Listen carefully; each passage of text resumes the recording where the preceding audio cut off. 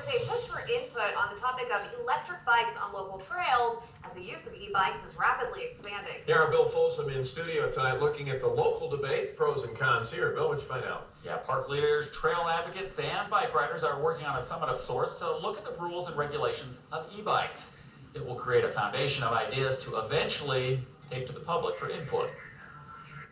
Electricity is bringing a boost to cycling.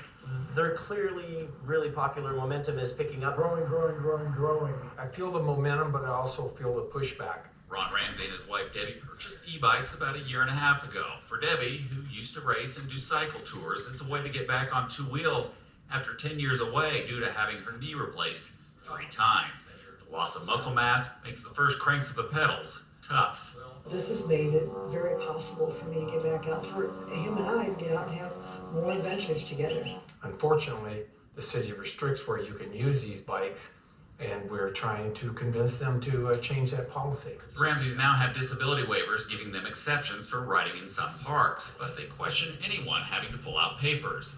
They've been confronted by other traditional cyclists who don't want their e-bikes on trails. They told us it was against the law to be in the park. They cursed at us and ran us off, and that's what prompted us to get involved and try to change those rules. It is a game changer. It's going to change the experience on our trails, in some ways for better, in some ways for worse, and we need to be responsible in determining how we want that to happen. Corey Sutella is executive director of Medicine Wheel Trail Advocates. Some of its mountain biking members are admittedly not thrilled with e-bikes. They also know they're not going away. This week, Medicine Wheel started an online survey looking for local input on e-bikes. So that we can have a good community conversation about it. Talk starting to roll.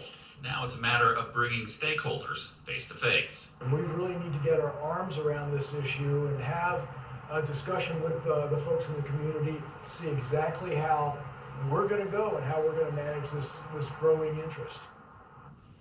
And Medicine Wheel has a survey on its website. They'll share that information when they get together with parks later on this month. And the Ramseys have the waiver there, but are these e-bikes actually allowed on any trails without a waiver?